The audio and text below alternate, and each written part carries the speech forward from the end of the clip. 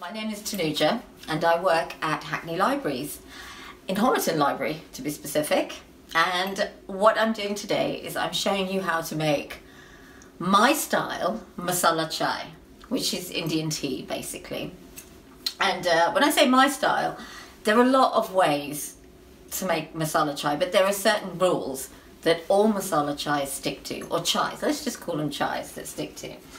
The first one is how much water you need. So take a small pan and whatever cup you're using, yeah, so say, so today we're going to make 2 cups worth of masala chai.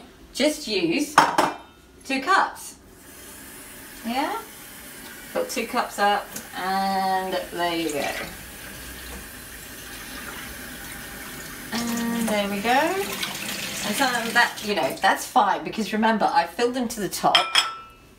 You don't usually fill your tea to the top, do you? So that, you know, accounts for any evaporation or anything. So there you go, that's the amount of water that you're going to use. Secondly, you can use tea bags, but good chai comes from tea leaves. Now, this is important. You must use also a black tea. You can't use green tea or rooibos or even Darjeeling or Earl Grey. It doesn't work. For masala chai or chai, sorry, you just Assam. Yeah?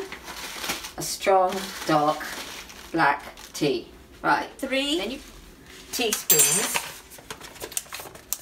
of tea leaves inside your pot. And let's start it up, shall we? So there we go. So that's going to start boiling now. Now let's talk about what gives masala chai its very distinctive taste. By the way, let me just tell you that before you give a cup of chai to somebody, tell them that it's masala chai, because what I like doing is giving my husband a cup of tea and he thinks it's normal tea, and then when he tastes it he's like bleh, because even though it's delicious, it might come as a little bit of a shock if you don't know what it is. Anyway, so how do we get the distinctive masala chai taste? Okay, well what I do is I put ginger. I love ginger in my chai, and this is frozen ginger. Okay, what I do is I take ginger and then I basically make it, cut it up and stick it in, and it keeps its lovely taste, and there you go. That goes in there, great big lump of ginger. Some people put clove, some people put cinnamon. Actually, cinnamon sounds quite nice, doesn't it? But everybody uses cardamom. These are green cardamom pods, yeah? So if you squish them, you get the lovely insides. Now, I just squish them with the back of a spoon, actually. I think that's perfectly adequate. If you want a little help, you can use something like this. Here's my dinky little pestle and mortar. There you go. That gives you much more squishing power. There's 5 pods there. You can use 4. These are a bit old, so I'm using more. There we go. In they go. And I always use join.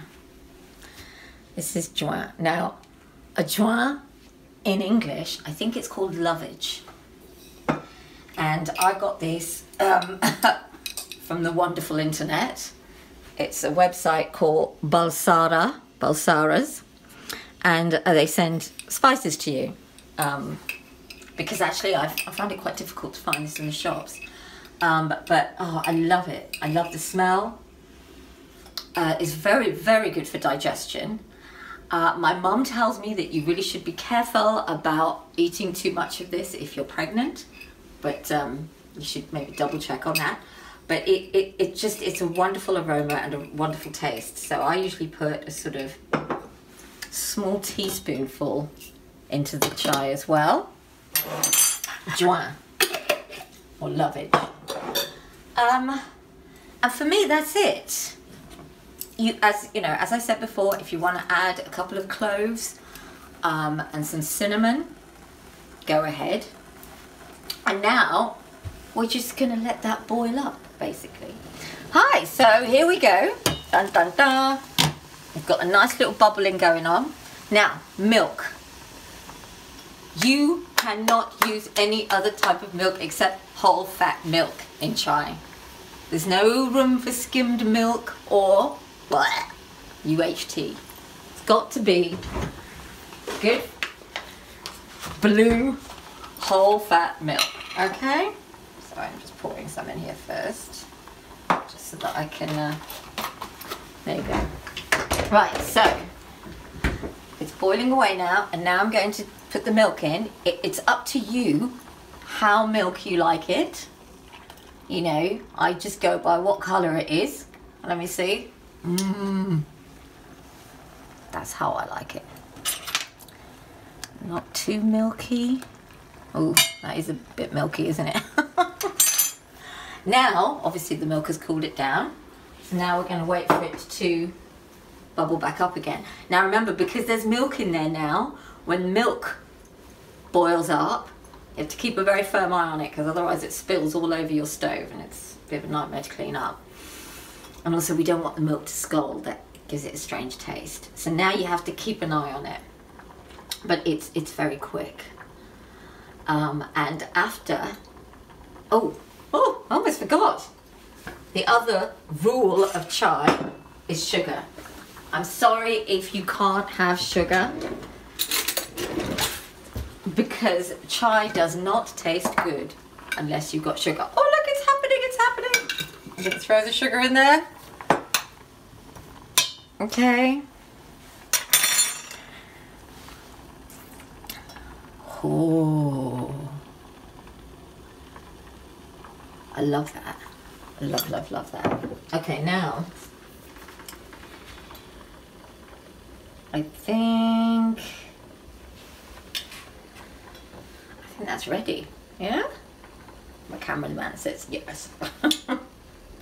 Okay, now what we're going to do is, I've got my Pyrex jug here. Turn the heat off. I'm going to sieve out all of the bits and pieces. There we go.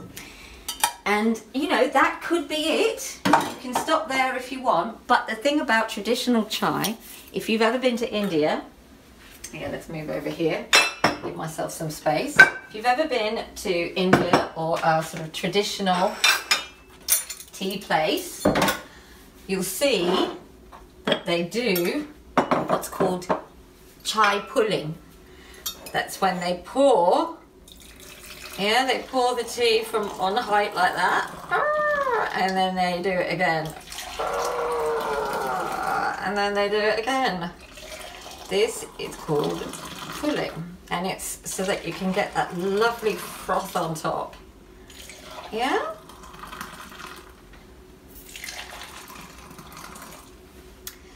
Okay, now in India, the guys and the women who do it properly, they can go right up like that. It's quite, you know, quite a performance.